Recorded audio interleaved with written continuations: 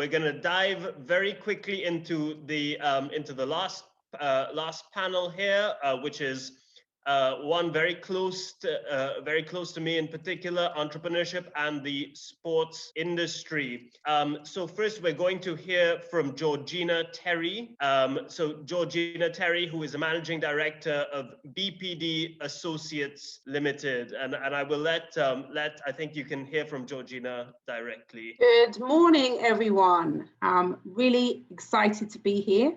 So good morning, good afternoon, good evening, wherever you are in the world, to be all inclusive. So yes, I'm Georgina Terry, the Managing Director of Business and People Development Associates, specializing in coaching, not sports coaching, leadership and career coaching, business consulting and entrepreneurship development. So the topic that we're going to talk about today is really the 10 success keys to starting a profitable business, turning your passion into profit. But before I get into the main the keys I want to talk about, it's just really talk about the impact of COVID has had on the business community. And we know that's happened globally.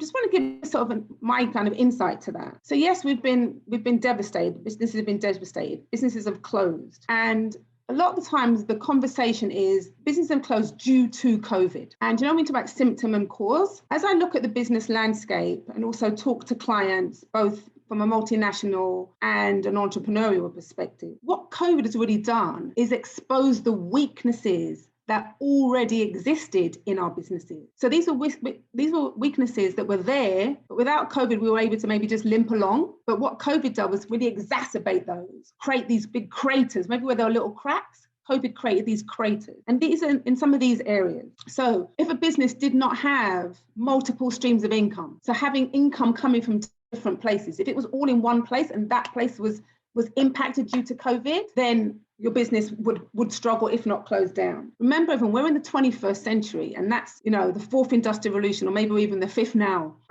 Use of technology. If you were not using technology in your business, you did not have a technology-enabled business, you would suffer and close down or really limp along again. So did you have a website so your customers could, or clients could, get access to your services? Were you able to take online payments? Were you using e-commerce? Were you also able to have internet banking? So if you didn't have these in place, you would have suffered because everything was closed and therefore you could no longer transact. And then another area, which is one of the biggest areas, and this is within COVID, outside of COVID, is also cash flow. That is one of the biggest issues. And that's regardless of the size of the business, whether you're a multinational or somebody selling, an individual selling a small product. If you do not have cash flow, and what I mean by cash flow is ready cash, let's call it reserves, to pay your bills, your expenses, when no cash is coming in, then the business cannot survive. So these areas, if these were already in your business, what COVID did was actually exacerbate those. So I really want to just kind of have that conversation and put that in the air. That's what's happened to us. So we have to ensure, as business owners, or if we are, aspiring entrepreneurs, that we build 21st century tech-enabled, sustainable businesses. And we have a duty of care to ourselves to ensure, and to our customers, because if we've got customers, to be able to continue to serve them regardless of what's going in, and to build our businesses in that way. So I want to talk now through like the 10 success keys to building this and starting a profitable business. So the first one, for those that know me, I'm known as the passions to profitability expert. So really about tapping into your passion and how do you turn that into profit. And profit's not just from a financial perspective, but when you're really living your best life and doing what you love, then you have better health, you have better finances, you build better relationships. So passion is really important in terms of when it comes to starting a business. So really understanding what you are passionate about. Some people, I see people that if they've started a business and it's not passion driven, you'll kind of tend to see they'll start this thing, drop it, start this thing, drop it, because they're chasing money. Now don't get me wrong, you start a business because you do want to earn more money than you're spending. But if your primary goal is just to make money, you will find it hard and you may not stick at that at that particular thing. If you find something you really love and you're prepared to put in the work for it, eventually it will turn. But there are other things, other factors to take into consideration. So really, what are you passionate about? And when I say using your passion, this road to entrepreneurship is not an easy road. It's not for the faint-hearted. And so therefore, if you choose something that you are passionate about, when times are hard, when the money is not yet coming in, when things are just looking really dire, look at COVID. If you are in a business you are truly passionate about, your passion is what's going to wake you up. Your passion is what's going to keep you going. Your passion is what's going to keep you looking for new opportunities to keep your business afloat. If you don't have the passion for your business, then you're not going to put the work in. So it's really important to find out what you're passionate about. And passionate about when I talk about passion, it's passion, the essence of your passion. So I'll give you a quick example. In a course that I was delivering, I asked the question, what people are passionate about? And two colleagues said they were passionate about football. And so I said, okay, but what about football? What about football are you passionate about? And one said the camaraderie, that of winning, cheering together when you achieve your goal, And the other person said, she said that she loved Premiership football because what she enjoyed was the logistics of how such an amazing event can be executed. So that's why she loved football, and he loved football because of the camaraderie. Now, on the surface, they would have both said football, but when I talk about the passion, it's the essence of your passion. So understanding what your essence of your passion is, it can make your passion transferable. So, for example, the lady that said she loved Premiership football because of logistics, she actually was in logistics, but she'd never connected the fact that she was actually living her passion already. And the guy who said about camaraderie, he was a manager and was leading a team that was really connected to each other. So when you understand the passion, then you can work out how you can take that passion and translate it into different areas. And for them, football was the vehicle for the passion. It wasn't the passion. So really understanding the essence of your passion, and you really get down to the underbelly of that. So that's the first key. Tap into your passion, know what it is, and tap into it. And one of the questions I normally ask clients, or if I'm doing an event, is if you had to do something 365 days for the year without getting paid, what would you do and why? So that's the question. 365 days, no break, no weekend, no time off, and you can't stay in bed and watch TV. Even if it is sport, right? So you have to be doing something. So that's the first one, tap into your passion. The second, and Christina talked about this when she wrapped up in the session, she talked about having a vision. You really must have a vision, but I will say have a vision, not just for the business, have a vision for your life. Because what tends to happen, if we have a vision for just for our life and just for our business, what tends to happen is we focus on that, and we have an amazing career or we have an amazing business, but then we don't know our wife or husband, our children. So you really got to focus on your life, and then how does your business fit into your life? And then understand what that vision is. Turn those visions into some kind of goal, be it financial goals, vision goals, happily married with children, whatever that might be, physically fit, whatever those goals are. So build that all in first, and then how does your business support the life you want to have? The third success goal is personal finances. Now, I'm an accountant by profession. So I was an accountant before I moved into the world of business consulting and entrepreneurship and coaching. And so finances is key to my heart. Ensure that you have created a financial nest egg for yourself. So when you start a business, a lot of time what happens is the insecurity of starting a business. I'm not going to have the regular paycheck. What's going to happen? But if you're able to create a financial cushion, and in my book, The Amazing Race to Entrepreneurial Freedom, in that book, I talk about how you look at your cultural obligations. What do you need to spend every month, and start putting that away. And if you can put that nest egg away of sort of what you need to look after yourself, I say if you can do that for a year, put a year away a year's money to cover your expenses. When you first start your business, then you and your business are not fighting for the money. You've got money saved to look after you and your family, and the business then has money to look after itself. And you're not trying to fight with the money, you're not trying to fight. I'm getting messages for time here. So let me just quickly go through the other steps, because I'm going to leave you hanging with 3 steps out of 10. So the fourth one is around ensuring that you understand the solution. So you now want to start this business. Well, what is the solution? What is the product? What is the service you want to offer? And Heather talked about this, about being clear about your brand and what you stand for. So whatever you're coming up with, make sure you understand that solution that you're providing, and then also understand why you are different. You know, there's not one sneaker company, there's several, right? And there's different reasons of why that is. So know, yes, whatever your business is, but why are you different? Why should somebody purchase from you? And then if you are an individual, why should a sponsor come to you? You've got to understand why how you align to them. And I think Yao talked about that, looking about alignment between yourself and someone and the sponsors you want to go to. Make it easy for them. Let them see how you're connected. And the other is really important. Understand the problem that this is key number 5. I'm getting through there. I'm getting through, moderator. Number 5. Sure, and Georgina, definitely, we will love to hear.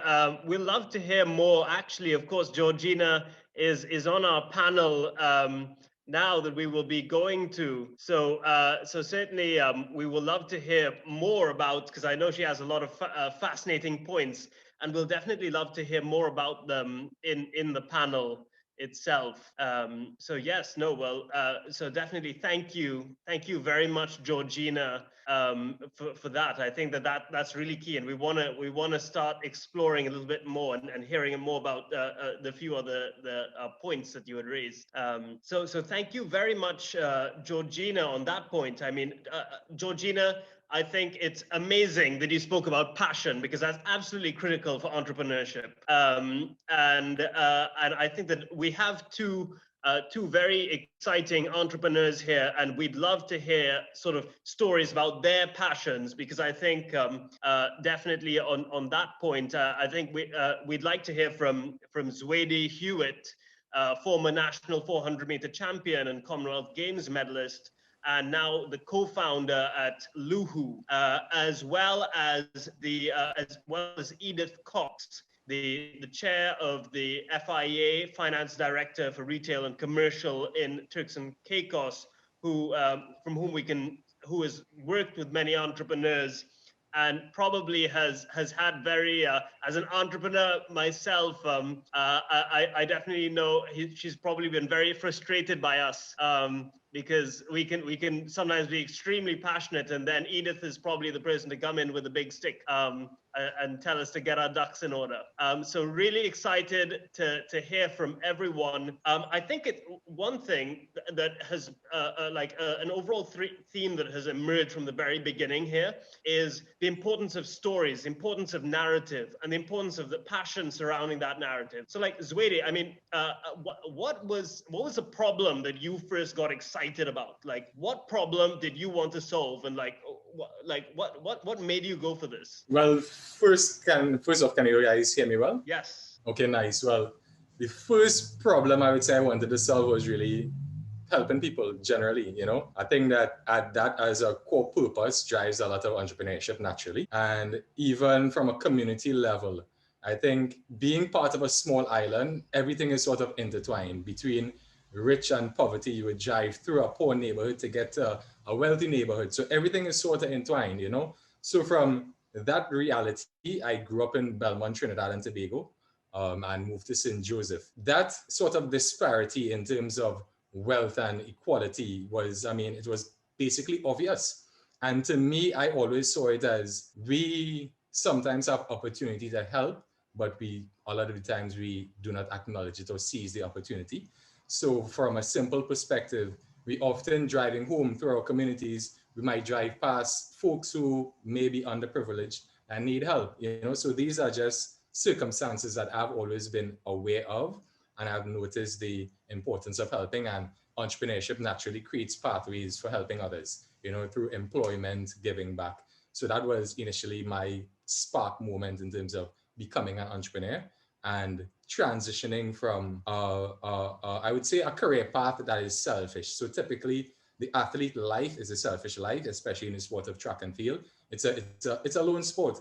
And for you to often accomplish the goals that you set out to do, you have to have a level of selfishness to do that. That is natural, So coming out from a perspective of that was really self-centered, it brought me now to a place of how can I now shift from everything being performance in sport now to more so contributions to sport, and contributions to others, because even though it's a selfish part, you need tremendous amount of help and resources to succeed. So you have to acknowledge that your success is not based off your selfishness, but the resources that you have access to in terms of whether it be financial support, good coaching, good educational systems, and these resources is what facilitate this successful athlete, So now into entrepreneurship, part of the goal of what we were trying to figure out, or what I was trying to figure out, is how can I sort of like reallocate these resources back to others, So that was one of the big factors of me becoming an entrepreneur and a tech entrepreneur per se, because a lot of the ideas that came through my life in sport and being able to travel well at a young age, being able to network and meet and have a very strong network of friends and associates all across the world. And, a lot of life instances would have led towards the eureka moment, you can say. So for me, it was really about how can I now reallocate resources back to help others. And that brought about my latest venture, which is called Luhu. It means let us help you. It's a market network concept that really aims to help users find value in their network. So that is the general concept of it. Value in your network can be based off of resources. Resources now in the modern world: accommodation, food, transportation, products, services. These are all resources. Sports is actually a resource. It's a community resource. That's how we look at it. So the idea was to create a platform that could conglomerate resources and bring ease of access to it by connecting through your network. And we believe that that could be directly applied to sport. And when we think of some of the issues that we see in our local and issues typically in emerging markets across the world, is how do we, at ease of access, find resources that are sporting related? In track and field, for example, the process still word of mouth in terms of how do you find a club or a coach is usually a parent who knows another parent who has a kid that's running. And they'd be like, hey, what club is son in? And they send them there too. That is typically the process, right? So now how does that parent now easily find a good massage therapist, a good sporting doctor? That process is still word of mouth. So by integrating technologies and tools that technology provide, you can now conglomerate these resources and find at ease of access one umbrella. You're looking for a coach, a club, a sporting event, a sport we have left out. A big aspect in terms of from an entrepreneurial perspective, you see all of these major technology companies creating solutions to bring ease of access to ways of life, meaning social networking platforms such as Facebook, you see Airbnbs, and all of these can be facilitated in terms of supporting sport. So when you think of solutions that technology can provide, is a major championship from a regional perspective. One of the problems that we as Caribbean folk always face is the astronomical cost of attending a major championship, because we typically don't have the capacity to host them.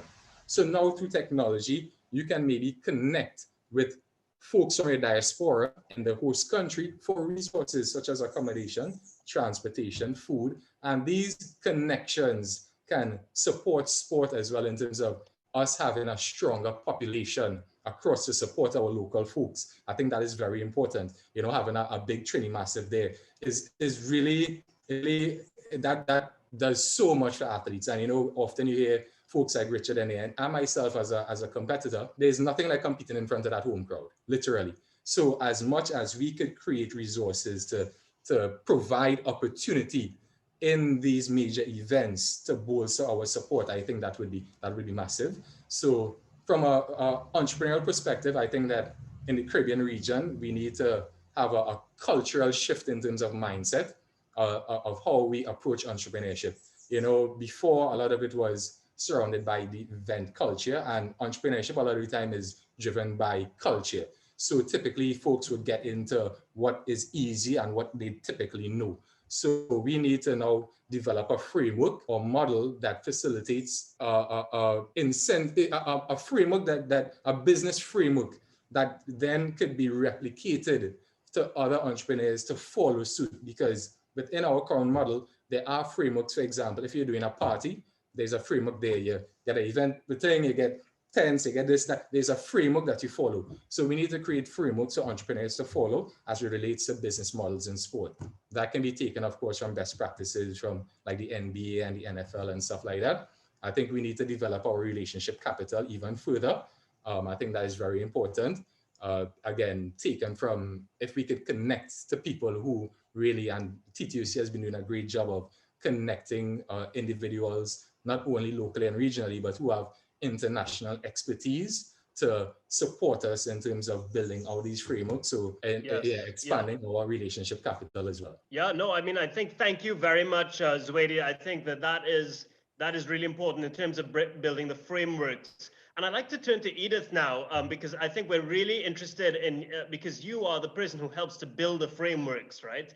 I mean, when sort of these young entrepreneurs come and they're like, I have a great idea and it's going to change the world. You're like, okay, well, how is this going to be marketable? Like, give me a 36-month financial model, right? Let me take this opportunity to thank the TTOC for continuing to host these events. They're relevant to the growth and development of sports for the administration as well as the athlete. I have personally benefited from many that I have attended, and this conference has just been awesome. I was getting really excited about entrepreneurial passion, and then I heard Zwedi's story, let us help you. That is such an awesome story, to get involved in a business to help people. I think that is just absolutely awesome. But this conference is timely, it's informative, and I hope that out of this will come some entrepreneurs. One thing I think that we can agree on as far as COVID is concerned is that it has turned the world upside down, and it has had devastating effects on our sporting industry. We listened to your ministers, the ministers from Trinidad and Tobago, and we heard their commitment to sports in your country. I'm from Turks and Caicos. We're a small country, and even though our government is committed to sports, we have problems similar to what's going on in the Caribbean region, with not a lot of funding allocated, difficulty raising funds, getting sponsorship, that sort of thing. So I was happy to hear about the commitments, but what they also spoke to was the need to adapt to the change in this time. One of them alluded to the numerous changes to the regulations, which must be considered when considering new changes to an existing business or a new business. You can expect additional cost as it relates to health and safety that's around COVID. The words he used were unclear, uncertain, risky, irreversible. So what we do know is that the new normal is here. But sports, we all talk about relevance and technology and innovation, but we know that sports is not digital. We can't travel, so there's not much sports tourism. There are no big sporting events, so no ticket revenue, no ancillary income, no competition, so no revenues for those industries that would normally support competitions, therapists, retail, that sort of thing. So, but we're talking about passion, and we're talking about turning your passion to profits. And we're saying, there's disruption. There's been so much disruption, but we need to see the opportunities and the challenges that we are facing. And sports is $1 billion industry around the world. So there are so many opportunities within, related to sports for persons wanting to start new businesses. And I know it may be daunting right now because it's so difficult, access to capital, the lockdowns, the curfews. We can see businesses closing around us left, right, and center. And we have to wonder, when is our opportunity going to come? Whether there will be an opportunity to do some of these things that we're passionate about. We're probably already doing some of these things, probably doing them for free. We're testing the market. That's a good thing. We could probably think about timing and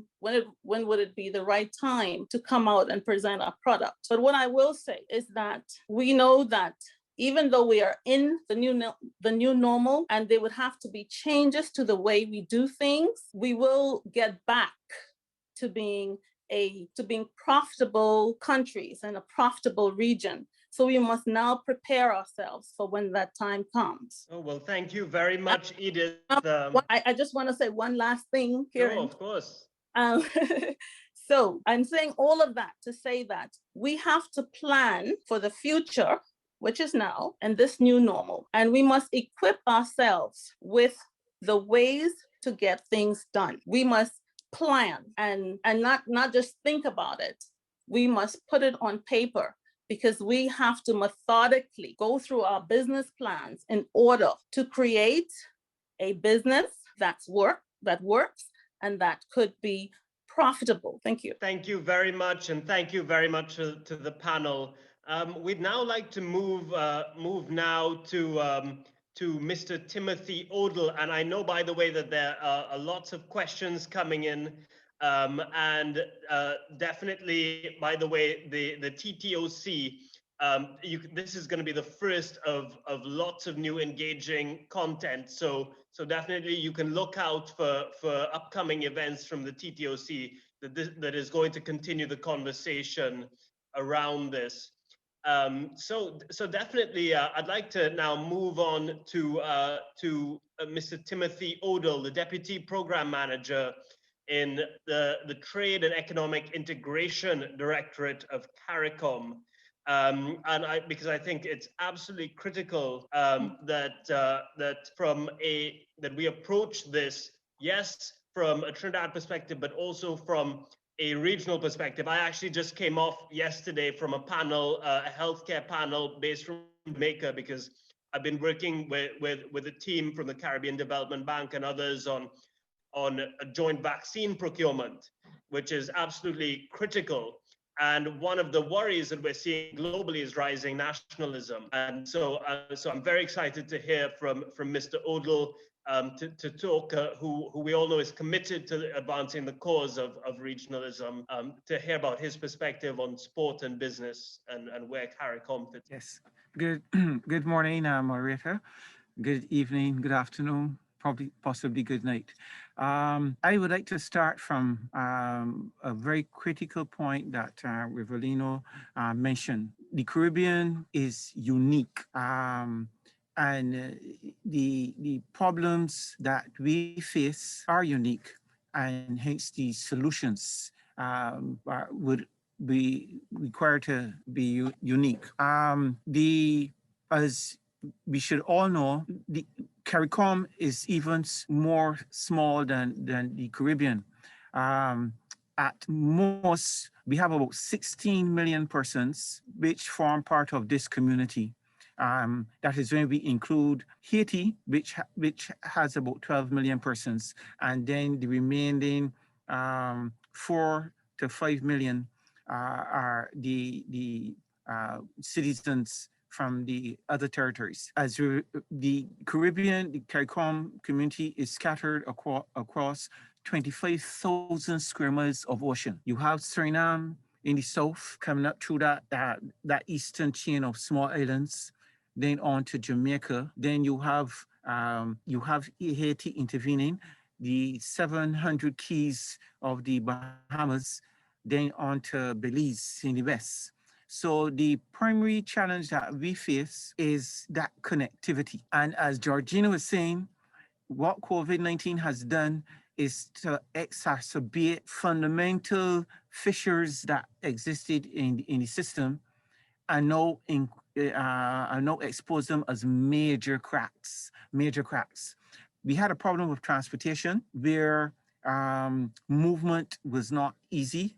We had a problem where prior to the our single space being created, the 15 member states had 15 separate regulatory frameworks for sports, for whatever you could think of. The challenge is trying now to have a harmonized framework, even for sports, that would facilitate the monetization and the increased trade in sporting services within our community and between our community and third states. The technology is critical. The more I attend these meetings, the more we are hearing that there is a need for the democratization of the technology, which will facilitate that major constraint where we have a lot of things to do, but the issue is having access to a technology that gives us physical presence where we are required in the market. The services sector in the region accounts for about 75% of our output and at times 80% of our employment. We do not have like a detailed torchlight focus yet on sports. Sports is found in a wider group called other social services, but that subsector accounts for about 17% of regional GDP. That sector also has a vast number of persons operating informally. And what has happened during COVID is that informality has inhibited the region's ability to reach out to these persons, that we can cater specific programs to make sure that they are still current, they are still operating, they are still producing, and so forth. So one of the things that we are currently trying to do is to make sure that we know where those persons are across the community, developing that database. We want to be in a position that when we offer stimuli and incentives to the business community for continuity during COVID-19, we can also provide the stimuli and the various incentives to those persons too, because there are so many, but they also contribute a vast proportion of the service output and the services employment. So we need to also cater to them. As you were saying, there's a lot that we can say about what is happening in the region. One of the challenges that we have right now is that we are advised that we need about 70% of our community nationals. Each member state must have at least 70% of its nationals vaccinated to generate herd immunity, where the virus will no longer be a problem and we can resume our free movement and things like that. And as we well know, we are now encountering the challenge of vaccine nationalism, where vaccines ought to be a global good available to all the countries of the world. The challenge that we have is that those who had the intellectual property where they have developed the vaccines, they are now controlling the outsourcing of those vaccines. So what is going to happen is that the herd immunity is going to be realized in the northern countries faster and with a longer gap than it would be in the southern countries, especially in our community. So sports and other things are going to pick up rather quickly in the north, whereas we will be confronted with this lag where not enough of us are vaccinated, and hence a lot of the athletic things and sporting activities will not be able to be resumed as fast as we would like it. So the community, the heads met last week, and they discussed this matter, had a lengthy discussion, and our focus now is acquiring vaccines that would enable us to make sure that we can return to normalcy as fast as possible. We have been getting some donations from places like India. I think China is also making some vaccinations, but the principle that each government of the region is using is that they are using vaccines that have been WHO certified, right? And there are only about 4 or 5 of them. There might be many others, but those others have to be cleared before the region generally agrees to use those to vaccinate its population. So we are currently addressing that. The emphasis of my division, though, is stressing the need to have a balance between the health and safety concerns with the economic livelihoods of our community nationals.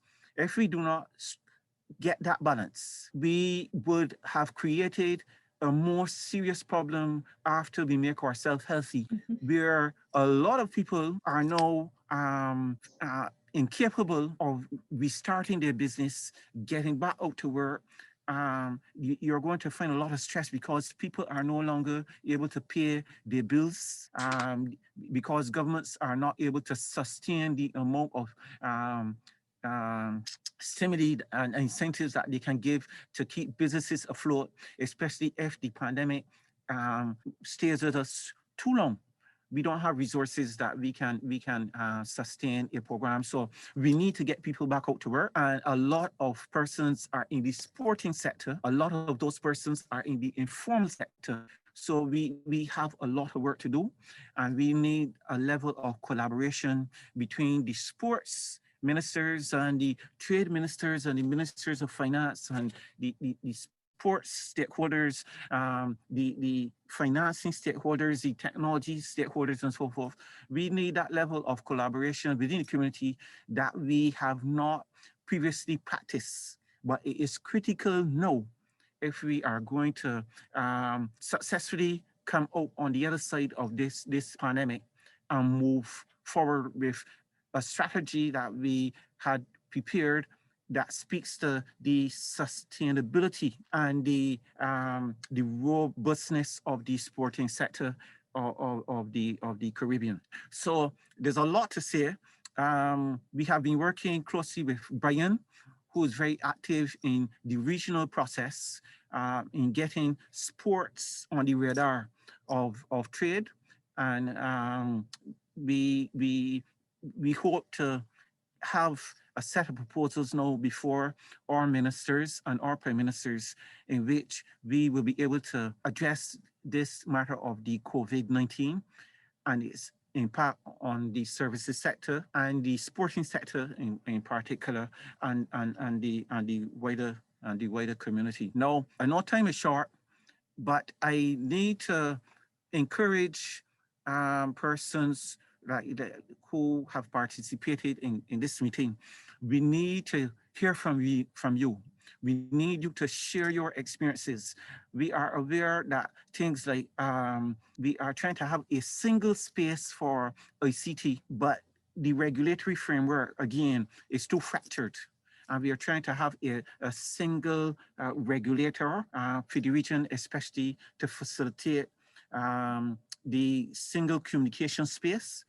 But persons like Revelino and so forth need to signal what the challenges that they are having. Sports persons need to signal to us what challenges that they are having, that we can have these things adequately addressed, so that we fully have a legal and administrative framework to facilitate the monetization of sports, making sports now a business, having sports linked to health and tourism and so forth. We have a strategy to bring all these things in place, but we have to address the COVID-19 as a priority, even forging the links where we can, and then put ourselves back to sustainability.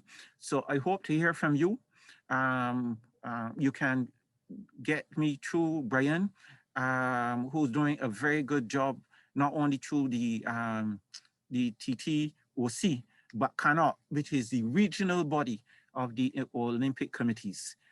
So I think in a nutshell, that is what I have to say, given the constraints of time. But sports is definitely on our agenda, and we are going to make sports a major contributor to the economy of the region, and also as a foreign exchange earner. Where, especially after this COVID, we need to be earning foreign exchange from every sector, sports, health, tourism, transportation, all of them will have to bring in the needed revenue so that we can recover. Let me just finish on this point.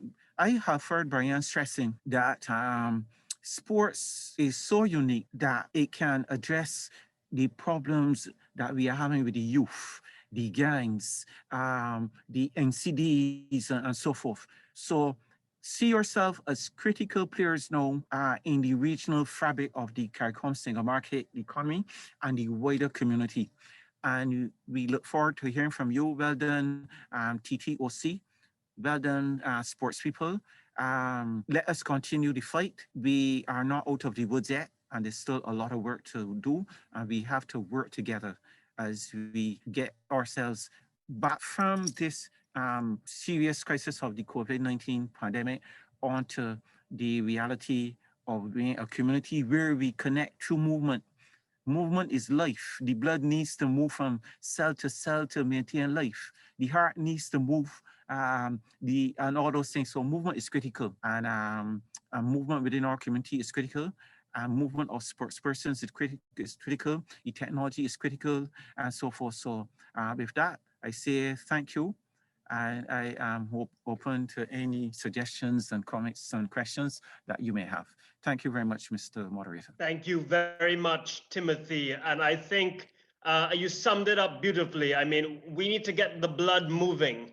The lifeblood of sport can feed into the lifeblood of business and our entire economy. On that note, I will just very quickly, I'll make my concluding remarks very brief before we move on to the final speech. One of the things, so we work, my company, which we founded this year, Medal, we work with the Inter-American Development Bank to tackle non-communicable diseases. So we use technology to help manage people's medication. But this is something, as Timothy said, as Minister Rambarat said, we are focused on healthcare, but the business of sport and how we define sport is something I think that COVID-19 has made everybody realize, something that is way bigger from just the events. Absolutely, the events are totally critical. The events are where we see our athletes at their very highest levels. But I think that now what is critical in this conference and what it has shown us is that sports is way bigger than that. What we see from an industry standpoint, wellness has blown up as an industry. It's huge globally. If you go to California, wellness is everywhere, right? I mean, what we see here is that there are lots of opportunities. I think it is Brian has spoken a lot about technology, and I'm very pleased that he also invited Minister Rambarat, who mentioned who is Minister of Agriculture as well, has a purview over food. All of these things are totally tied in to sport. How? That's because they tie into the broader metrics of quality of life, well-being, and solving the problem of our non-communicable diseases, which is absolutely critical throughout the Caribbean, not just in Trinidad. Let us not forget that 1 in 2 deaths right now happen simply because of heart disease and diabetes, right? So I started my tech company to solve the problem when they already have that, but that's only half of the issue. Ideally, if we can get people moving, get people eating right, get people participating in sport, get people participating and seeing what fantastic athletes like some of those that we heard today, and integrating that into their daily lives, we can actually transform the health of the Caribbean, and in doing so, create viable industries, whether it is health tourism, whether it is wellness, whether it is in technology, and whether it is in direct sports or broadcasting media. We can do so by thinking in a more holistic way and thinking, okay, how can we collaborate across industries, across sport, and support our entrepreneurs to ensure that nobody ever has to die again from diseases that we know how to treat and know how to prevent. And so on that note, I would like to thank in particular Brian for putting this together and having that broader vision of what sport can achieve in society beyond being the inspiration that it is for people. So on that note, I would like to move to our very last speaker, and I would like to invite Diane Henderson, the Vice President of the Trinidad and Tobago Olympic Committee to speak. Diane? Yes, thank you, Kiran. Host, if you can just unblock my camera. I think it got blocked in error. So at least they can see me. But wow. Okay, great. Thank you. Right, great. So yes, we've had such a wealth of information expressed today from the beginning to the end. If anybody said that they didn't learn something from today, that would be really surprising. First of all, we want to thank all the panelists, right? So Mr. Lewis, thank you for having this, the 6th edition of the Sport TT, and the Honorable Ministers Kajo and Mr. Amdarat for giving us that whole insight into not only the platform for action, which Mr. Lewis started, and then the need to adapt and improving the business sense.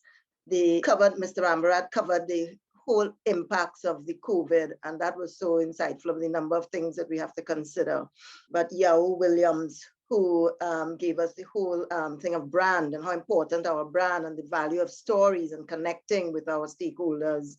And Christina and Heather both talking about the communities and the path to the goal and self-promotion. Then we went on to the technology and Rebelino Simmons and Ariel Valdez and the opportunity to jump into technology. This seems to be a very, very big aspect of all of what we were saying today, because if we don't connect through our communities and connect with our stakeholders and the companies and do and execute through technology, we are missing the mark. You know, Georgina for the entrepreneurship and leadership, the guiding principles, and Zwade for even showing us how it was done and how he did it, just looking to help others, you know.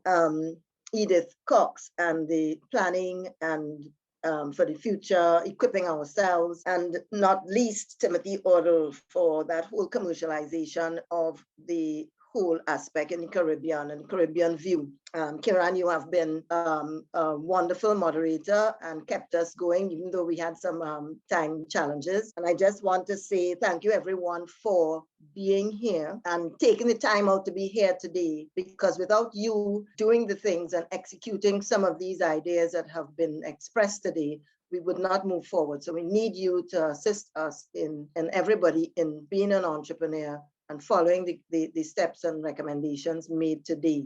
And I cannot leave without reminding you that this, on the 6th edition, is we recognize our 75th anniversary of the Trinidad and Tobago Olympic Committee in 2021. So congratulations to the TTOC and for all of you being here with us today. Thank you. Back to you, Kiran. And I'll just say thank you all for coming, and it has been an absolute pleasure. And I think that Diane summed it up perfectly. Thank you very much.